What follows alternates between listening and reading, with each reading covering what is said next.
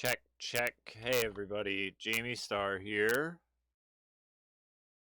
Let me just try to get... Oh. Let me try to get some audio going for when Paul calls in.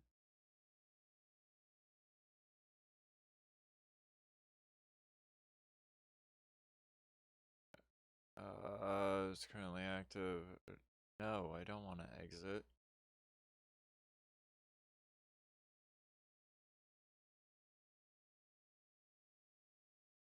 Alright, well...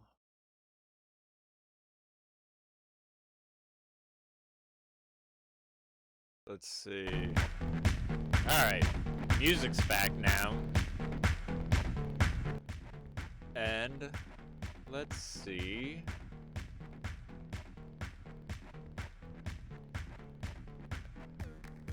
There I am.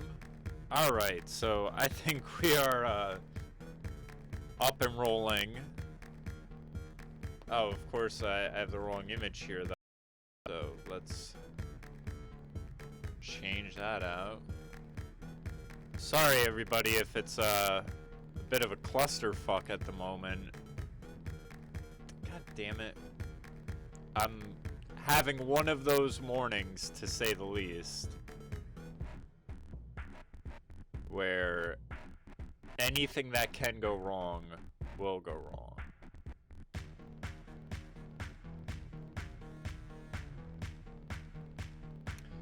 Alright, we'll just leave that at that for now.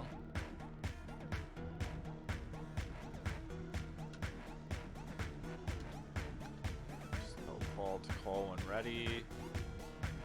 Why is my second monitor keep shutting off on me? Yeah, so I, like, in the past half hour,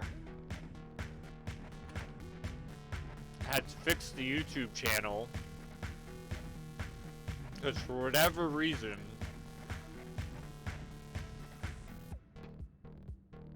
it, like, didn't want to work, and then I didn't realize which channel I was plugged into. Of course, my fucking second monitor isn't working, and I could make it work if I just reset the computer, which, who wants to do that when you're in the middle of a stream?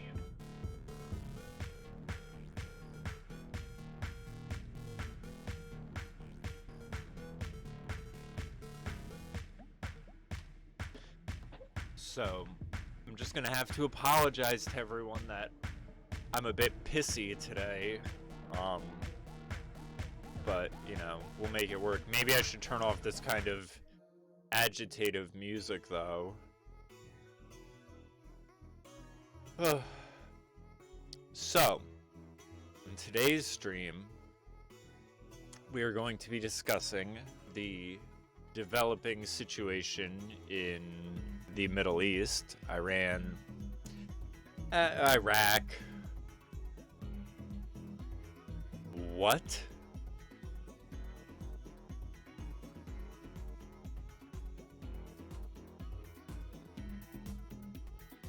I just got a thing in the chat here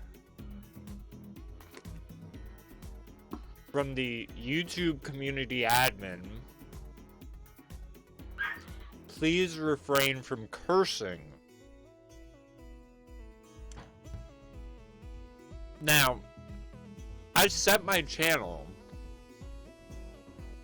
and all of these problems about me connecting this morning and all that, it's all out of this new COPPA, whatever agreement thing.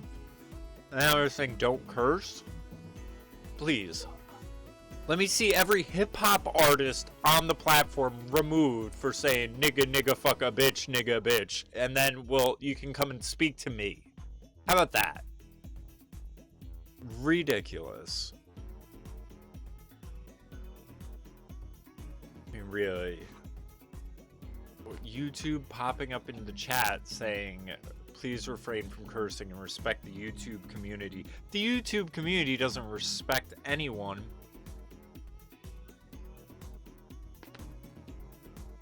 In the first place, except makeup artists and trannies.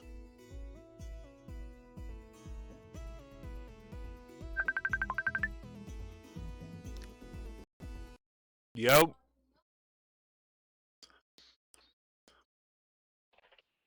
Hello?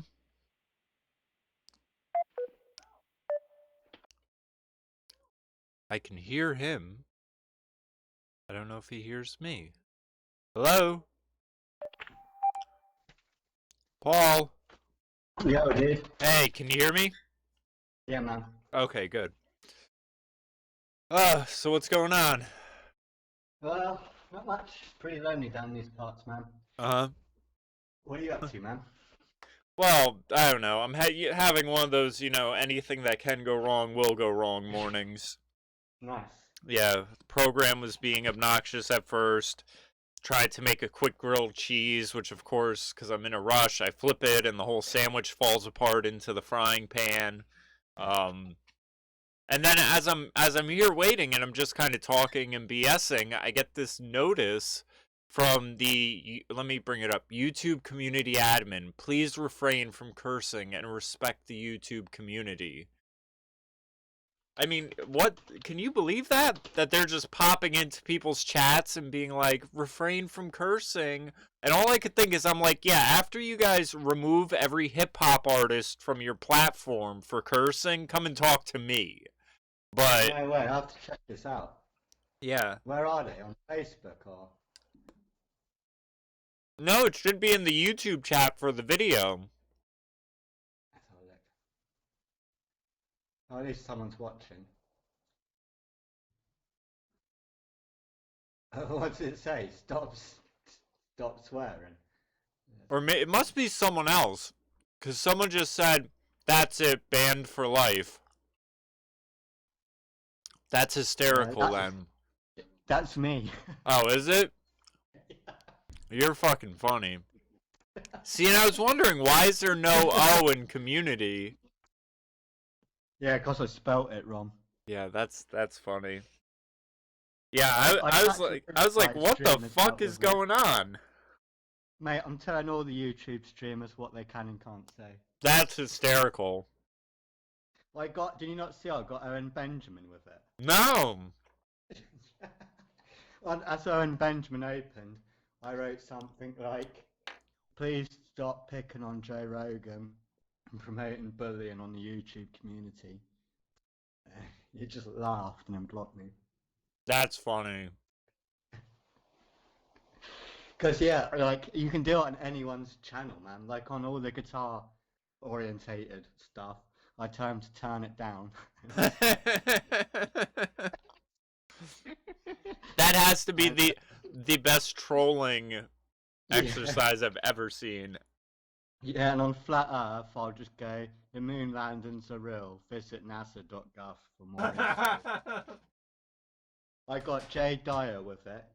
That's the thing. Like, everyone thinks it's hilarious. Most people don't fall for it, but some people just spiral hard on it. Yeah. Okay, yeah. And it's nice making people you watch laugh. Yeah. Especially during the live stream. They're going, what? This is some kind of AI robot? Just to listen to everything I say? Yeah, well, that's what I thought, where I was like, what the hell? Don't curse. It's such a good idea.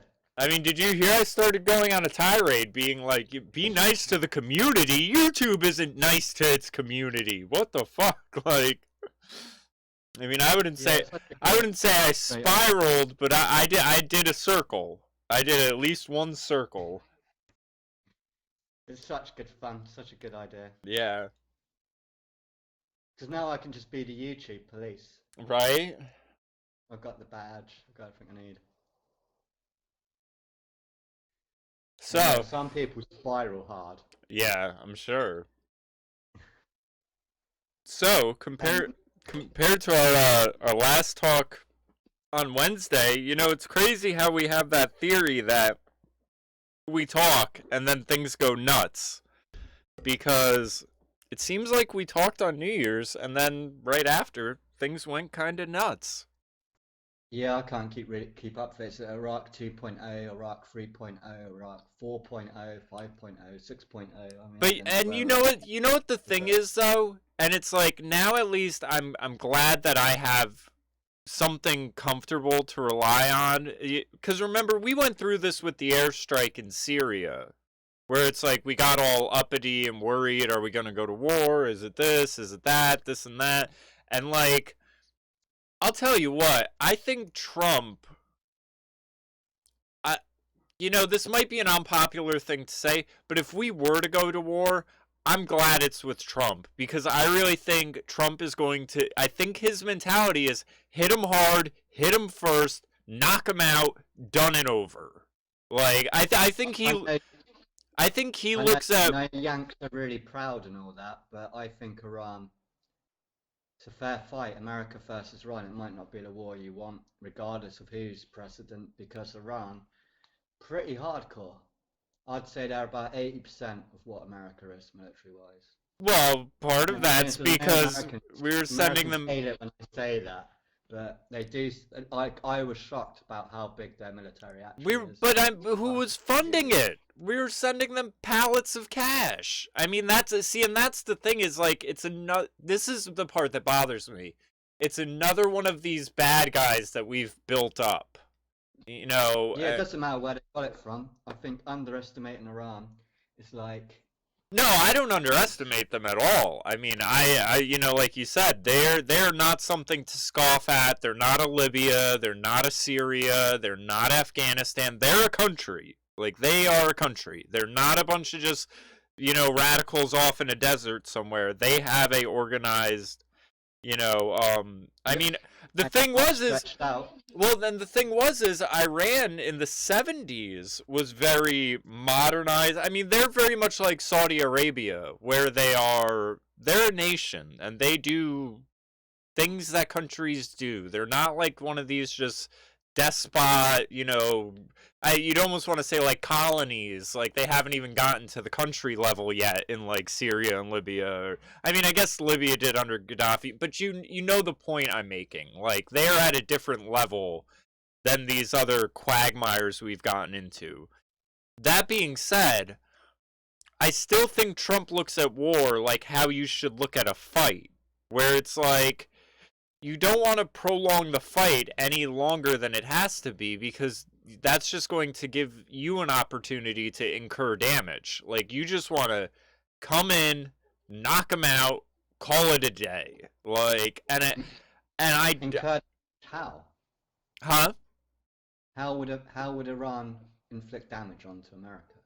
Well, I'm saying if we send troops over there, that could result in loss of American lives. And, it's like, I think Trump is more likely to just make it rain hell on someone than to send troops. Like, I think you will see, like, like, if it ever got to that point, I think you'd see a year worth of Obama drone strikes happen in an hour, and then Trump would be like, we turned, I ran into a parking lot, and, we'll build new things. It'll be huge, so huge, and the war's over.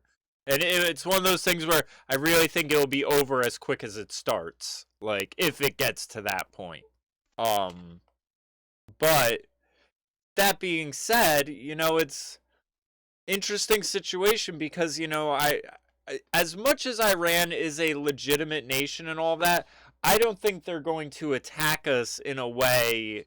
I think they'll use sleeper cells and stuff like that. Like, I've already been seeing headlines that little attacks from sleeper cells have been stopped. I guess Israel was about to assassinate this guy in 2015 until the US and Obama kind of stepped in and were like, oh no, don't do that. Like, the whole thing is very odd situation. And I just think it's funny, though, that the whole thing in the headlines the week before was about the embassy and the protests there and the people trying to attack it, and suddenly that part of the story has been disconnected, and all these people are acting as if Trump just went to like a list of like people the intelligence communities are watching and being like, well, let's take out this guy today. And it's like, no, there was reasons. Like, this is part of a narrative that's been unfolding. Like, yeah, this sort of throws gasoline onto a little fire that was burning, but Like it's not an out of nowhere thing, and that's how a lot of people are responding. One of the things in general, though, that is really driving me crazy lately is everyone's overall doom and gloom perspective. Like, I had this woman come into my job yesterday. I'm like, oh, how's it going? She's like, oh, the world is so crazy. I just don't know what to make of it, this and that. And I'm like, what are you talking about? The world's great. She's like, what do you mean? I said, well, let me ask you a question. Are you comparing the craziness of the world to how things were 100 years ago, or are you comparing it to how you'd like it to be? And she goes, well, I guess I'm comparing it to how I'd like it to be. I said, okay, so when does that ever end up with good results? Like, you can't, like, people have body image issues. Like, are you like, if someone's going to the gym to lose weight and get in shape and everything like that, are you going to compare your progress to where you started or where you'd like to be? Because even if you get to where you wanted to be a month ago, well, now you probably have a new goal. Like, and this is the trapping of progressivism, is that it's just endless conflict, endless longing, endless wanting, and endless unsettled feelings that things could be better and everything like that, because you're not comparing it to what it was. You're comparing it to fantasy land, basically. So it's like, I told this woman, I was like, people are living longer than ever. We have crazy medical advancements. We have law and order that didn't even exist a handful of years ago. Like, yeah, we may be involved in wars, but, at least now we have rules of engagement and war crimes. Like, those are a relatively new invention in the grand scheme of things. And it's like, I feel like people just have no perspective whatsoever. No perspective. Like, they say we live in a rape culture now, and it's like, a couple 100 years ago, raping and pillaging was part of the. You look at like the Abu Ghraib scandal that happened when I was in high school, where it's like us taking pictures of these Middle Eastern guys in these sexually demeaning, situations. Everyone's appalled about it, and it's like, that shows how much we've progressed, because years ago, raping and pillaging and humiliating and demoralizing and all of that was just seen as the cost of war. Like, and now we actually, like, it's weird to even say this, but it's like, we care about our conduct during war, where it's like, oh yeah, we're fine with dropping a bomb on you, but if we take a picture of a Middle Eastern guy with his cock out next to another Middle Eastern guy, knowing how homophobic we are, well, that will feel like we're disrespecting their culture, and it's such a horrible thing, and it's humiliating to them. But, bomb and shoot them and all that, that's fair game. I mean, some of it's a little ridiculous on that level, but it's like, things are good. Like, I'm just sick of the doom and gloom shit. I'm just, my patience is worn so thin with fake problems. Yeah, well, what do you think of the attack then? Are you pro for it, or are you against it? Are you thinking Trump's done a good move? Has he done a bad move?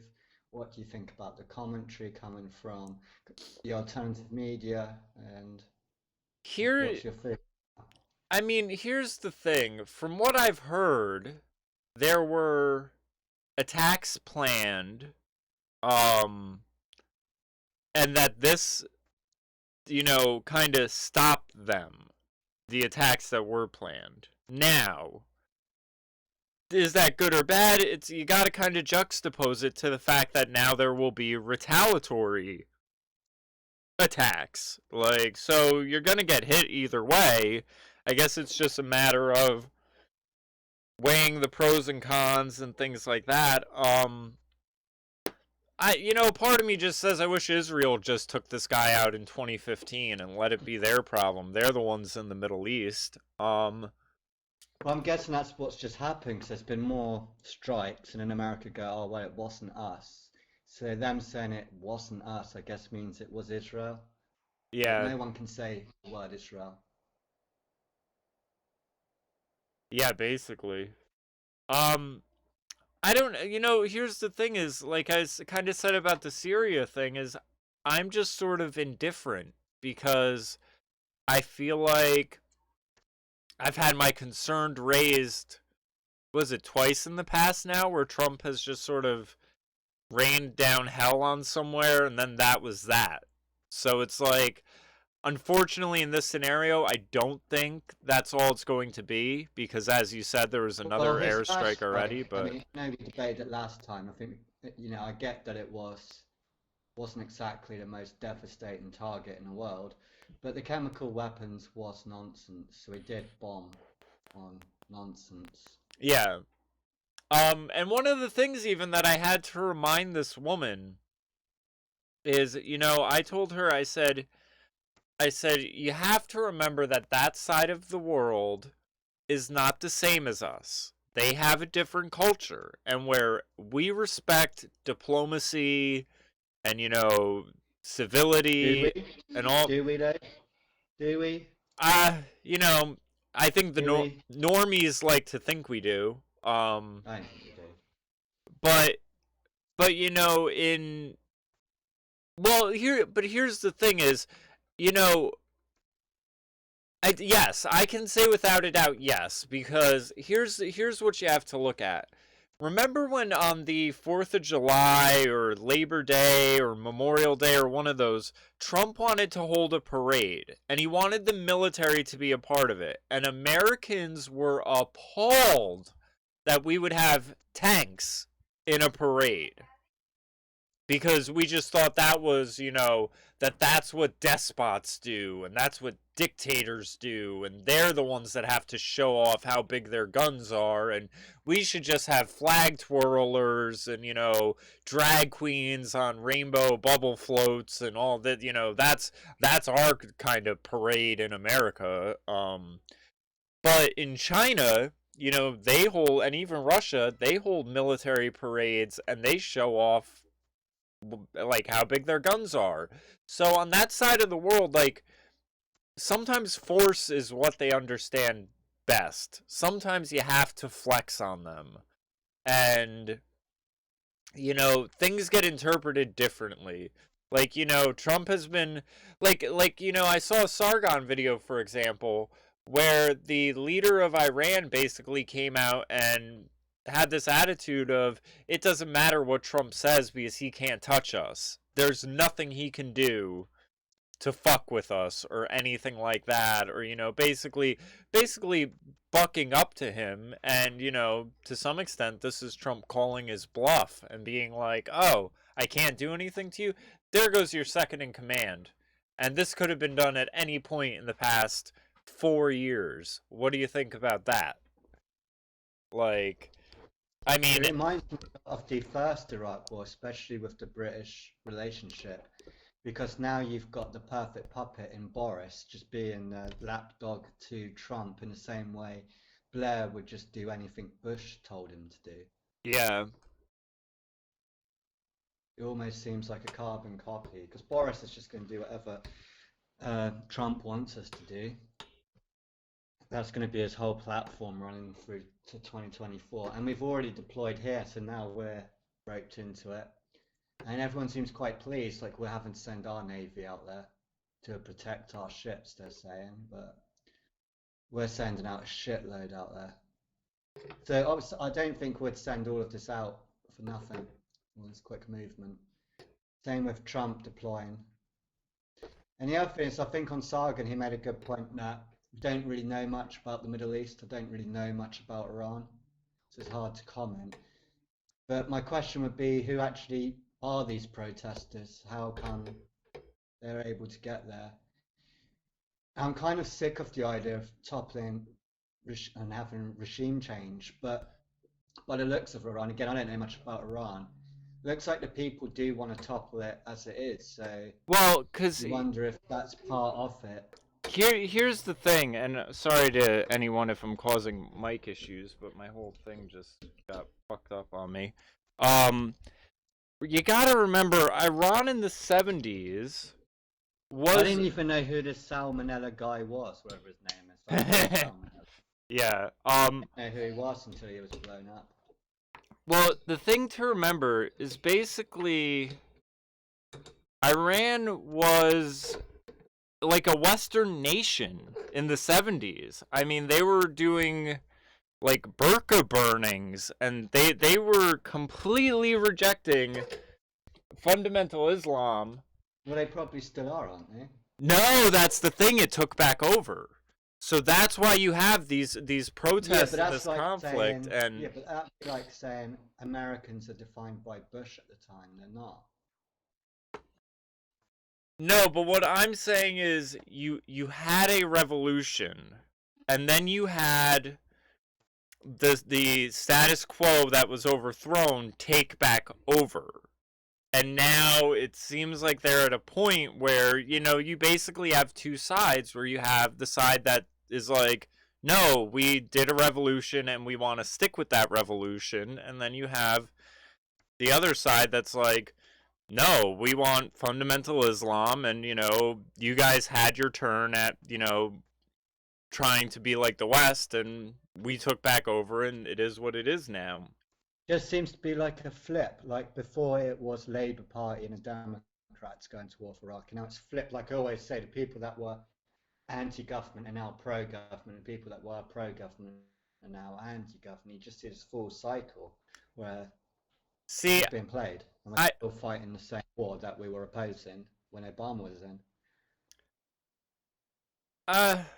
I can see it from that standpoint, but I don't think it makes sense from the perspective that I'm coming from, only because you have a complete way of life change as far as them. Like, it's not a flip-flop in terms of what's going on to the people there, because, think of it like this.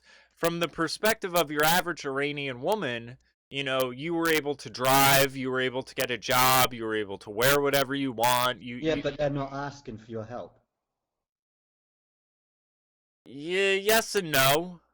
I'd say no. Well, no, because remember, that's why there's the whole thing at the embassy. I think a lot of them are chanting death to America, not America come help us. But this is, again, what happened at the embassy last week. This is the start of this story, and that's the thing that people aren't understanding, that there is a side saying, help us, free us, and then there's another side saying, leave. Yeah, just leave. Yeah. That would have been a better move. Just go, okay, just leave. Because it's going to eat itself anyway. Could have just left. But Trump has to strike it and deal with it. Is it going to eat itself? I don't know what proof we have of that. Look, how's Saudi Arabia doing? Great. For them. I mean, they're not eating themselves. They're... The other thing is it opens up the whole world of false flag attacks happening in America, real attacks happening, and just all that shadow of wars. Even cyber attacks could happen, and then just blame Iran for whatever happens next. Well, actually, yeah, I feel like it can easily spiral. I feel like I already saw a thing about a cyber attack happening in retaliation. I know it sounds like I'm just picking on America, but I think Iran could easily beat America in a war. I doubt that. Go on Google and just do a comparison of Iran's army compared to America's. It's not that different. But You're see, in for a fight on that one. And also they're more fundamentalist. Like America's mainly full of soy boys, transgender, trailer park. Just fucking retards. Well, Iran's going to be full of people willing to actually fight. But that's the thing is, when we talk about war nowadays, the last thing I consider are who are the people involved. I mean, it's more of a technology, military, and I just look at it like this. There isn't a single country that is going to beat us when all these countries are using... Because you've got all your bases around there, so they've got no distance to travel in order to cause damage, and they've got no cost at causing that damage. So they're just going to hit the bases around you and just completely wipe them out. Yeah, but no. You have to look at your point from the other side. We have bases surrounding them. How the hell are they going to get to us? No, I don't think. No, they might not be able to, but they'll be able to dominate in that area. Oh, okay. Well, that's in their backyard. Of course they'd be able to. But the point I want to make is if you've been buying our old weapons, how do you think our old weapons are going to beat our new ones? You know? Well, that's Like then I think they will. I don't know. I don't think the new weapon, like especially in England, all the new stuff we're getting can't really use it because it don't work. All the old stuff's way better. I mean, Putin's missile defense he used was from the 80s, and it stopped like 90% of America's missiles. Well, So, see, but here's the other thing is Trump is very good with this. We don't know what our weapons are. That's just the fact. We don't know what we have. We don't know what our top systems are. We don't know because if we let people know, it wouldn't be as effective. yeah, well, Trump's going to use this to promote his space force, isn't he? Space Force. Because I mean, that's the whole thing. People get angry at Trump all the time. But you didn't warn that you were going to attack, and it's like, why would Well, you that's a fair warn that point. you're going to attack? Well, no, but you would think that you would need Congress or some kind of UN approval. As much as I hate No, Congress and I hate them, seems to normally be the way. no. I've seen people come out, and what he did was completely legal, completely.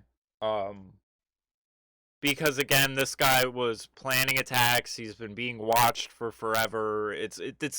I mean, it's not a. We didn't go to war. We assassinated one guy. Like that's the reality of it, and it's someone that our allies and everyone else have been tracking and watching. And there was I mean, from what I've heard, there was an imminent attack about to happen that this guy was overseeing, and they took him out to prevent that attack. So everything is by the books. Like, you just got to remember, like, and it's one of these funny things that these people say where it's like, all of these Democrats that are like wiping their ass with the Constitution every other day, well, then when it's something that works out good for them, they're like, he didn't get our permission. He didn't come to us and tell us he was going to do this. The Constitution, the Constitution. And it's like, there are certain circumstances where you don't need. Like, look at the stuff Steve Pachinik was doing, where he was going in and removing leaders left and right and everything. Congress never signed off on any of that because you're just sending in like a 5-man hit team to like do some black ops shit real quick. So you can't declare your covert operations. Like, it's that simple. Like, you can't have secrecy and be publicly announcing and getting all of Congress to vote and sign on to, like, it completely kills the effectiveness. Now, again, if it's a war, if it is we're engaging, boots on the ground, it is going to be an ongoing thing. It's not a one and done with a specific target. Well, then you need congressional approval because that's war. Now, the crazy thing is that the UN's Human Rights Council, like, everyone always criticizes that because it's filled with like the worst despots and dictators around the globe. But it's like you have these people coming out that are like, just like mass murderers, like this Soleimani guy or Salmonella guy or whatever. Like, he's out killing people in the streets left and right, 200 at a time. And everyone's like, oh, yeah, whatever about that. But then Trump takes this guy out and they're like, that was a war crime. How dare he? And it's like, even that, like, think of, with what I was saying about progress. The idea that we have war crimes, like, that's almost like a oxymoronic statement. Like, you're at war. What could be a fucking crime against someone while you're at war with them? Like, and it When again, did they declare war? well, exactly. We didn't. We're not at war, so how can you commit a war crime when you're not at war? But that's side point. The point I'm making is, like, again, we're okay with blowing someone's head off, but if you were to hold a gun at the back of their head and say you have to blow this person's cock, they'd be like, "Oh my God, how dare you?" And it's like, okay, well, I'll just shoot him then. And they're like, "Okay, yeah, that's fine." Like, it's this clown world shit where it doesn't make any sense. And I'm not endorsing brutality and torture and sadistic, behavior, but I'm just saying in the grand scheme of things, we're okay with all the killing and bloodshed and everything like that, but we're concerned about how we conduct ourselves through the process. It's like, Well, when I watch Steve Buchanan and Alex Jones, who are like promoting the idea, they seem to be using a justification that Iran are messing with the deep state. They've been messing with Clinton, so it's more a message to the deep state than it is to Iran, and it's a message to North Korea. It's a message to all this. yeah, And to me, that just sounds like the most ridiculous justification I've ever heard in my life. I'm no, really scraping the barrel. Hang on. Because, first of all, if you want to send a message to the Clintons, go after the Clintons. Do you know what I mean? Go out, like, they're in your country. I That agree would with be a that. much better target. That would be a much better target. And if you're going to send a message to North Korea, same thing. Send a message to North Korea. Don't send it to Iran. I agree with that.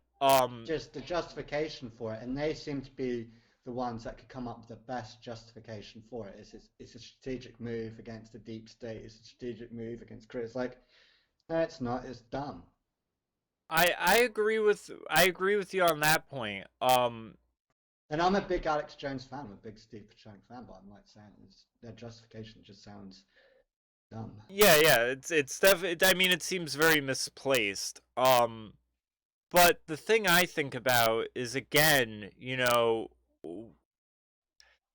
it's like Iran, whether it's Iran, Saudi Arabia, or China, these are the foreign powers that have sort of subverted and taken over. Like, you look at Obama's relationship with Iran, where it's like they could do no harm, and then he's just sending them money and money and money and more money, and it's like, why?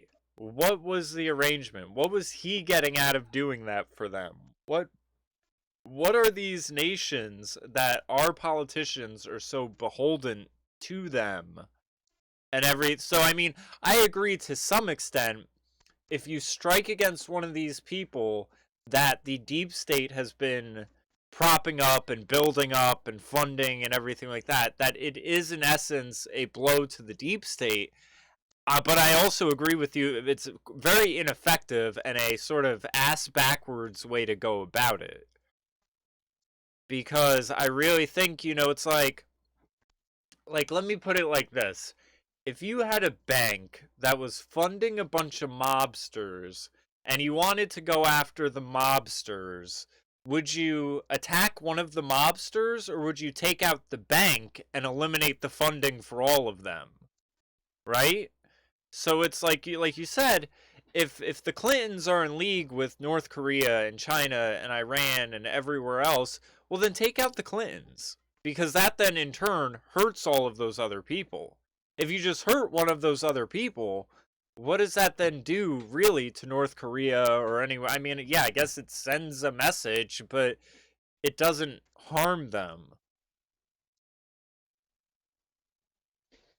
I think the whole thing's just going to be a movie script. Like, I don't think Iran will actually do anything in retaliation because I don't think they're that crazy.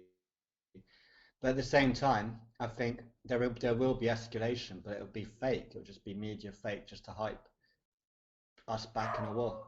And I don't think many Trump supporters as a whole will. I don't think it's good for Trump. This, I think he's going to lose vast majority of his support. I don't. Only the hard will I back mean, it. here's the thing: is I don't think it's gonna get that far. I think I it's think I think they'll keep escalating it towards America. They'll keep making it look like Iran are escalating when they're clearly not. I think but it's all just going to be but here propaganda see marketing here's the thing though, for and this is for why. But and Iran's always been on there. It's always that IMF conspiracy. The countries that don't have an IMF bank is probably the real agenda. well, see, and Bankers' war. that I understand. But here's the question. Besides those people, the IMF, the neocons, and all that, who wants this? No one. Well, that's why it's good that Trump can sell it. He's probably the only person that could sell it. But he's already come out and said he doesn't want it. I mean, his response, his first statements after this was, "This is not going to be a war. It's not going to get that far. There will be no boots on the ground. This and that." And you've already had people come out and say, Iraq is now voting on whether or not they want us to stay there, and people are saying if they vote us out, Trump should just take that as his golden opportunity and say, "You don't want us there? I don't want us to be there. Peace. You deal with them. We're gone." So, Yep. you know, it's not the most likely scenario, but we actually might end up pulling out of more places because of this than we would have otherwise. So I'm hoping, I saw a headline that Iraq already did the vote. I don't know which way it went, but I'm hoping they vote us out and Trump takes us out, and that will be, you know, because I mean, again, then for all these people that were like, "Oh, well, Iraq, the region will be destabilized, this and that," he can just come out and say, "They're a sovereign nation. They don't want us there. We shouldn't have been there in the first place. We're gone." Like, I mean, the thing that sucks, and I even told this to the woman I was talking to yesterday, I said, I really do believe that both Trump and Obama, for that matter, don't want us in these engagements in the Middle East. I said, but there's a power structure behind them that is hell-bent on the military. And that's why you're saying, you know, trying to propagandize the American people, and I just don't think it's going to fly. The liberals don't want it. They're saying this was a mistake from the start. Most of the Trump supporters are saying, okay, taking out this one guy, I can tolerate that, but that's got to be the start and end of it. You know, that's my position basically, where it's like, I am fine with these tactical one-off strikes. I'm not okay with any of this prolonged, endless, what's the goal, is there a Well, that's goal? what we're getting in the British press. It's just a push for an all-out war and how great it will be. But according to this, I mean, World War III versus US military simulation showed Iran would actually win war against them. So it's not just me saying it's like Iran. I reckon they'll beat America. I don't know, sorry, but I think Iran would beat America in a war quite easily too. I just don't know how. Like I have my question is. Just Google Iran's military power. But again, my question. Let me put it. Hold on. Let me put it to you like this then. What decides the winner in a war? Well, because you've got to look at cost and benefit. As soon as they start hitting the targets around you, they're winning because it's at no cost to them. It's at a giant cost to America, though. Well, yeah, I understand it from that perspective. I mean, obviously, America has more to lose in general. Like, and see, and here's the thing too, is because again, it's very. I feel like the language. It's the 14th most powerfulest nation. So it's not bad. But here's the thing: is I feel like the language of all of it really does a disservice to what we're talking about because. Let me put it to you like this. There's no... I don't see a sort of American win in the cards. Now, I'm not saying, as far as military versus military, I think America will win against anyone. Hands down, regardless. Because not only... Based on their history. Oh, has there been a wild attack on America? Have we ever been nuked? Like, I mean, what Pearl Harbor was like They went and invaded elsewhere and haven't been attacked at home. And yet Iraq was a disaster, Syria was a disaster, Libya was a disaster, Vietnam was a disaster. But this is exactly what I said about the language. And this is what I'm saying. What is the measure of winning and losing? Because I understand that this is what I said, there is no win. There is no benefit in doing these things. But nobody can beat us. No one could, let me put it like this then. Yeah, neither can America by the looks of it. What I'm saying is, no one can do to America what America can do to Syria, to Libya, to Afghanistan, to Iraq. That's what I mean by no one can beat us in that regard. No one can come over here and start blowing shit up and occupying and all of that nonsense that we do elsewhere. No one can do that to us. So in that regard, no one can touch us. On the other hand, though, and this is what I was saying before, is when we go and do that elsewhere, it's only a negative for us. Like, there's no benefit. There's no positive on our end for us sending people over and creating these messes where it's just loss of life on both sides and destabilizing and stuff. I mean, you can say we're losers in that regard because we're not gaining anything by doing this stuff. But I don't think Iran is going to do anything to harm America. I think, if anything, America will harm itself in engaging. I can quote you US military experts that are saying the same. They're saying you don't want a war with Iran. Like, it's not going to be easy, and in fact, we'll probably lose. So it's not. I'm just quoting your own. But that's what I'm saying. All we can do is lose. That's the point I'm making. It's let me put it to you like this. When you're at the number one spot, where do you go from number one? You only go down. You can only go down because there's nowhere else to go. So it's, again, the language of all of it. And like I said, how do you measure who's won a war? Like, I measure it by who's been fucking turned into a parking lot. And no one's going to turn America into a parking lot, but America's going to put itself into a hole by even engaging in this stuff.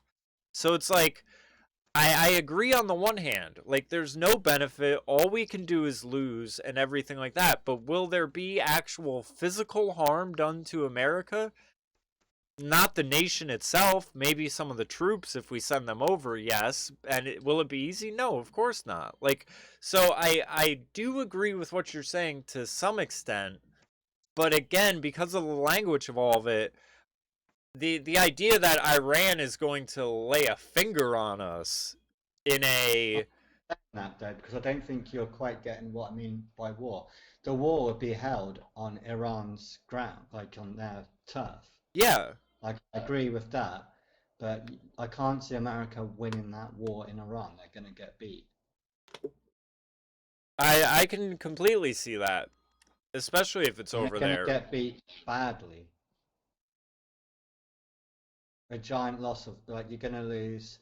Now imagine that they're going to send some of their special forces out there and they're just going to get wiped. And that's what I'm saying, is engaging in it is only a minus sign for us, where we're just going to lose money, we're just going to lose life, we're just going to, like, that's what I was saying by there is no benefit, there is no positive, there is no gain for America in doing this. So I mean, some extent, yeah, you're destroying a loss. I mean, the thing is we would, maybe this is the best way to put it. I think, I'm not saying they're going to invade and take over the White House. Yeah. But I'm saying you will lose the war in Iran. Yeah, because there's nothing to win.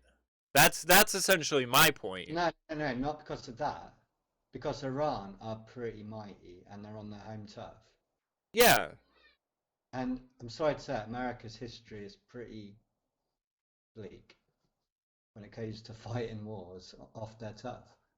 I mean, at home, yeah, they haven't been invaded. They've got good defense. But their attack methods seem to be a bit shockingly shit. See, here's the thing about that, though, is you have to, when you say something like that, like, let's look at what we've done in the Middle East so far. Afghanistan, Iraq, all of that stuff. All been a disaster. But what was it supposed to be? Because here's the thing is, I guarantee you the people that were wanting that war, that were funding ISIS while saying we were going after them, I guarantee you they look at it as a win. Because they wanted the disaster. We look at it objectively as a loss, but I guarantee you the people pushing for it, they look at it as a win, because why else would they just keep pushing to do this everywhere? Obviously, they're benefiting some which way about it.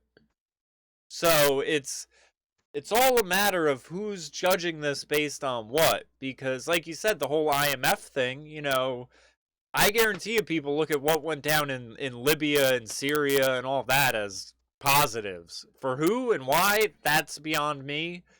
But there's someone that is seeing this stuff as a win, because they wouldn't keep saying, hey, well, let's go on to the next one. Let's go. It's the list of 11 countries.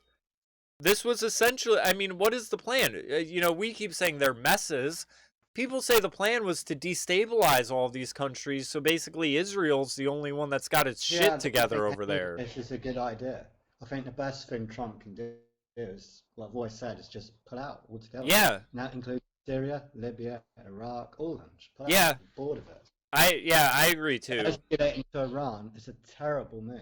Well, I mean, you know me. I am a complete isolationist in my personal and my political beliefs. Like, I'm exactly that way. Just, let us do us, and, if you want to trade with us, that's fine. See, and I'll tell you what, though.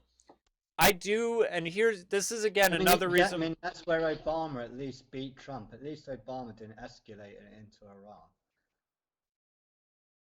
See, but I don't know, because we were already in Iraq, and Obama was, again, funding all of these people and sending them tons of money, and the thing with Obama was he was appeasing everyone. I feel like he didn't have the balls to disagree, but the thing I was going to say is, one of the things that gives me optimism, again, is, Trump came out, he said, I don't want a war, I don't want this, I don't want that, and then he sent out a tweet, and he said it's something to the extent of,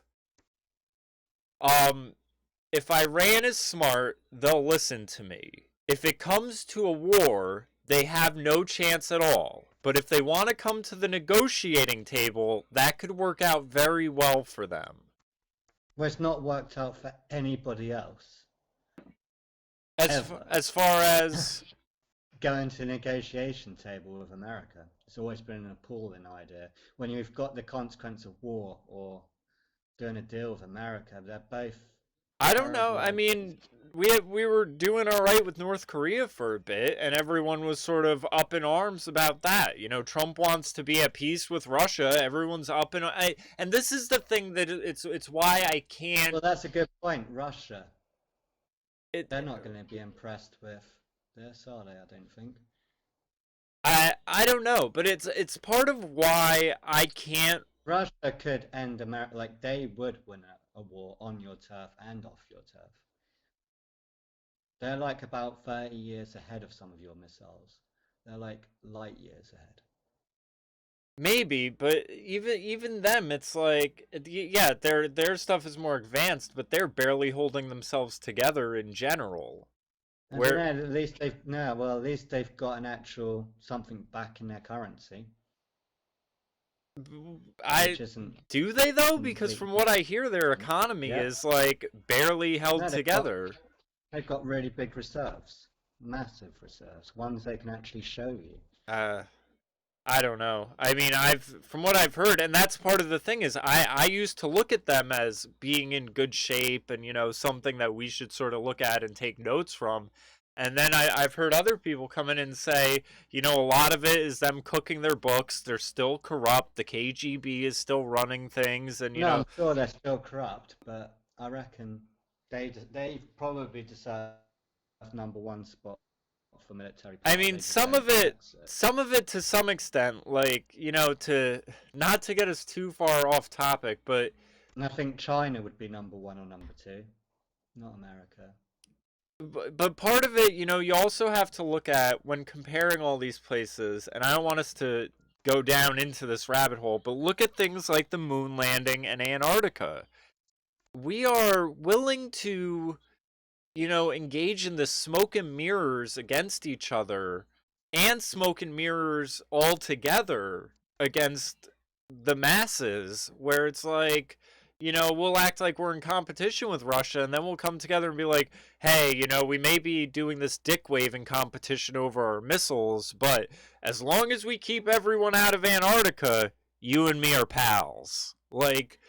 So... Yeah, I'm just trying to make the point that I just want to get rid of the image that America is still the big giant they used to be. It's like, Iran... It's going to be a fair fight. Like, you could go. I mean, here's the thing I will say is, I will give you that America is not the big giant it used to be, But I will also I will caveat that with saying that some of these other countries could not be what they are if America didn't have these self-saboteurs within the I think country. they're just backing Israel. Israel's going to do most of the dirty work. Because here's something I found It's out like that you're was fighting for it. It looks like you're just fighting for Israel. yeah, It's not yeah. America. Like one of the things I found out, and let me open this up just see real quick if anyone's in the chat. Big boss, your mic is shit quality. Mine, love from India. Hi. If that was recent, I'm sorry if my mic is sucking. I was trying to mess with it a few minutes ago, but I watched this documentary about China, and what it was basically exposing was, you know, the website Wish, where it's like people can buy knockoffs from China at dirt cheap prices and everything like that, and you end up ultimately paying more in shipping than you do for the thing. Well, the whole thing they were going on is we're under this shipping agreement with China that was basically made 100 years ago when China was a third world country. So it costs less to ship something from China to America than it would from me to ship from New York to Pennsylvania. Even though that's like an hour drive away, the shipping rate would be more from New York to Pennsylvania than China to America, because in our economic agreements and trade agreements and all that, we haven't updated them. So we're still treating China as if it's a third world nation. So that's why China is able to build their economy so much so quickly and everything like that, with it being a completely tilted, playing field, where people said, the guy did this thing where he said, I bought this phone charger from China. Half of them break and don't work because they're cheap knockoffs. He said, but it costs 3 times the amount of the charger to try to send it back and get a refund, because the shipping agreement's only one way. So shipping from China to America costs next to nothing, and shipping from America to China costs exuberant amounts. And that's why I'm saying, it's like, if we didn't have these sort of people in our own government, like that's why Trump came in with tariffs and saying it's unfair and this and that. That's how China has been able to build itself up. All of these countries that have surpassed America in certain ways only did it because of the self-saboteurs in America. They didn't do it on their own by their own. That's where I get a little aggravated with people sort of doing this whole, oh, well, America isn't as great as it used to be and this and that and everything else. And it's like, factually, yes, I agree with you, but it's not like these other countries just decided to blow ahead from us. It's because we had people in America that decided, fuck America, I'm a globalist, I'm going to back China. And the same people that pulled America into the #1 spot are now pulling China and everywhere else into these spots. It's not the nations themselves. It's these douchebag globalists that are just, it's like a betting table, and they're just picking where they place their bets for this decade and the next decade and all of that stuff. I think if it was even playing fields, I think America would be in a way better standing than it is. And I mean, this is not, any grand revelation. It's why people voted for Trump. Yeah, well, we'll see. I mean, I was trying to, in many ways, try and avoid politics. I just think it's all nonsense anyway. It's all a stage. Well, that I agree with, because I just, it's part of the thing that bothers me is, you have this media complex that is like, it's like they're willing to go to war with whoever, but then if Trump does something, well, now he's the problem for doing that, even though it could have been the same person they were saying we should blow up last week, and nothing is consistent.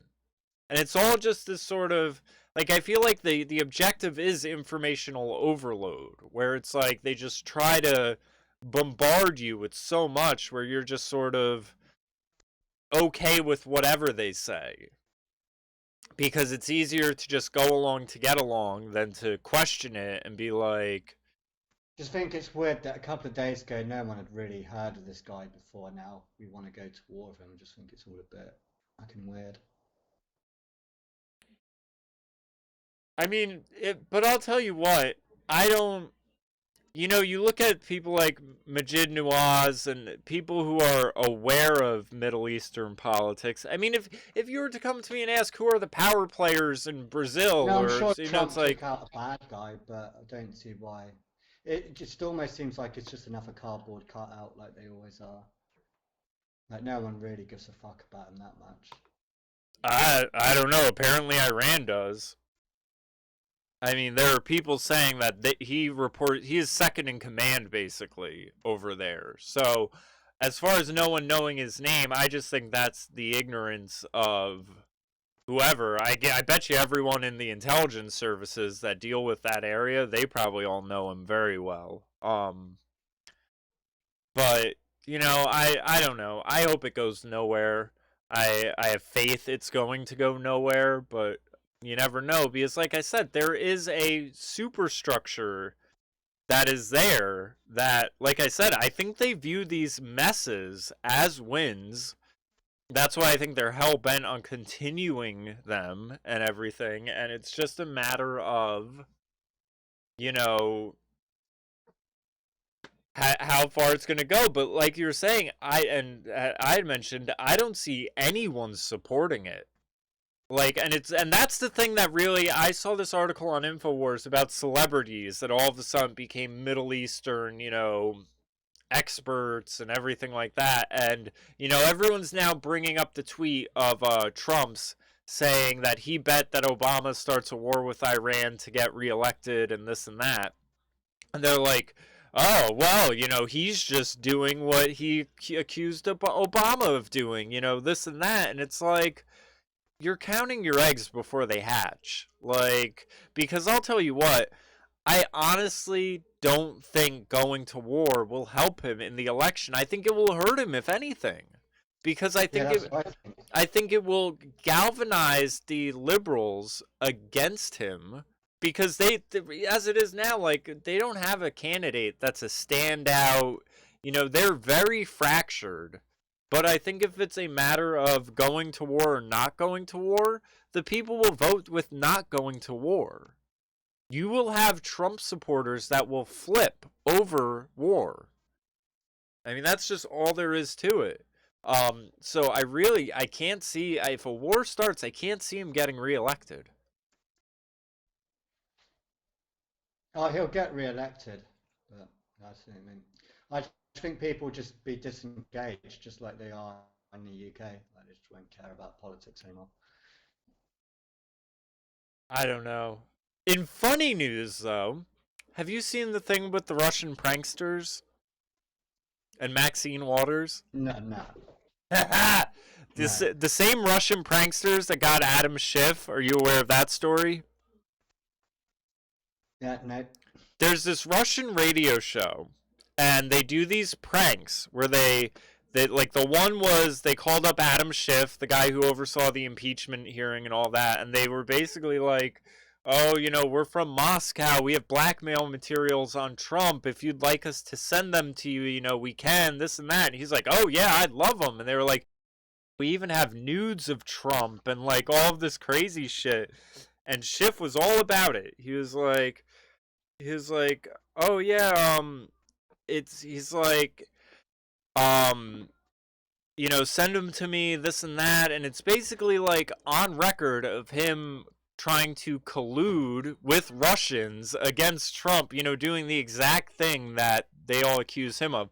So that was before the election, I think. Now,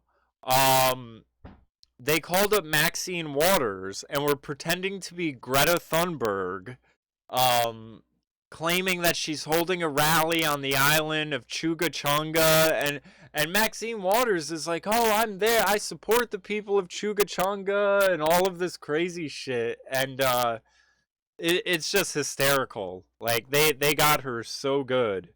And I mean, the voice doesn't even sound like Greta Thunberg. It sounds more like Russian accents than Swedish accents, but it's hysterical. Yep. Well, I'm gonna have to head out, man, in a bit. All right. Uh, Yeah, I got a we'll bunch have of to stuff see to what happens. do around here. Head out when I hang up. Trump will blow something else up. So Probably. we'll have to wait and see. All Bye, man. right. I'll catch you later. Right, have a good week, man. All Bye. right.